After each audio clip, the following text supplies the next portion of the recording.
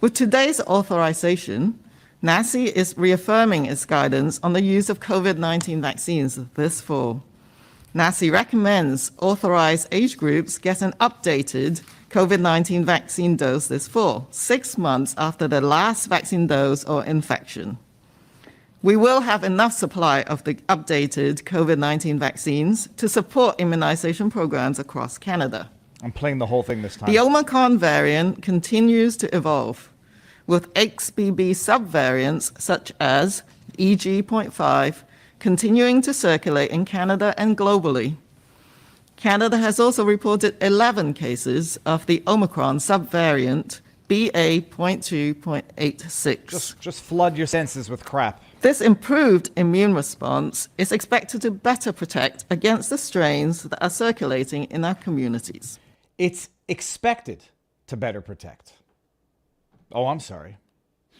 I'll get enraged, and I don't want to start the morning off with an ulcer, but it might already be too late. It has been more than 6 months since your last dose of COVID-19 vaccine or your last infection, your protection from the virus may have waned. Receiving a COVID-19 vaccine dose this fall with an updated formulation is expected to increase individual protection against infection, symptoms, and severe disease. It's expected to. It may not. Who knows? You'll find out. Trust us. 6 months and older. This is particularly important for people at increased risk of severe outcomes, such as people 65 years and older, individuals with underlying medical conditions, pregnant people, and those living or working in congregate living settings.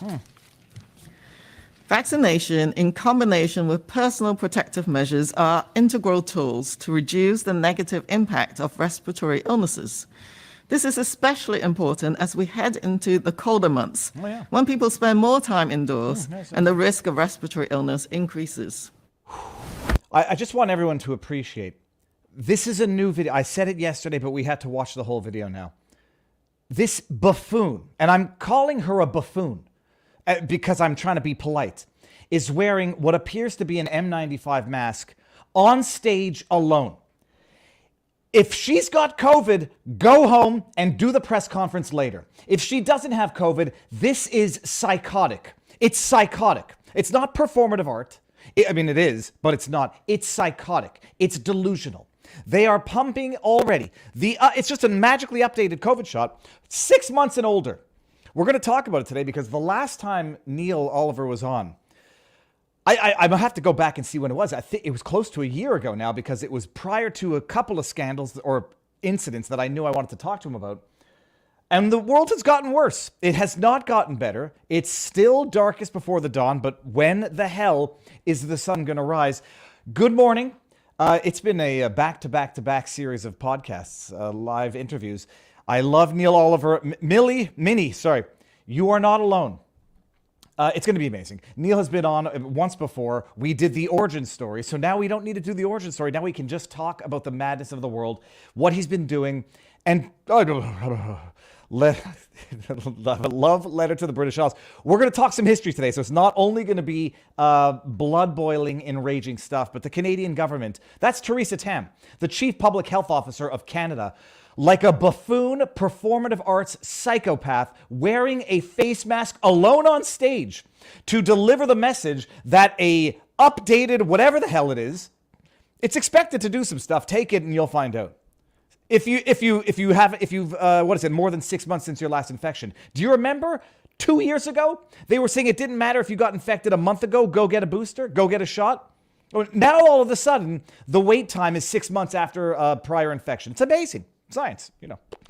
It's enraging. It's enraging. And sorry, I might be coming off a little unhinged on Twitter. I'm no longer polite. I can accept that. Okay, Neil is in the backdrop. Everybody will share away, and we're going to bring in the guest. Neil, you ready? I'm ready, waiting, and able, I think. Yeah, there you go. I say I'm trying to. You'll calm the collective world down. Neil, first of all, okay, I'm going to go back while we're talking to see when we did our first interview, but it's been a while. How's everything going? I can say right off the top, it's really, I can live vicariously through your tone of voice during the last 2 minutes there, because you are channeling exactly really how I feel. That urgency in your voice is wholly appropriate. For me, oh goodness me, like you say, we're going to check exactly when it was that we last spoke, and I very much enjoyed that conversation, and I only regret that we haven't had more conversations in the intervening period. But I think I possibly said at the time that I felt then as though the floor had been kicked out from under my feet and I was in free fall, waiting to land on something solid. And I certainly might have expected to have landed on solid ground long before now. But the truth is that in many ways, and most of the important ways, I feel as if I'm still falling through a sense of unreality about the madness that surrounds us. And as I did then, I do again now. I reach out to link elbows, kind of in the sea after the shipwreck. I look out to link elbows with people who are surviving, and you are one of those. I looked it up. It was 10 months ago, October 2022. It was before a couple of scandals, and I'll put them in quotes that we're going to get into. It'll be a year in October.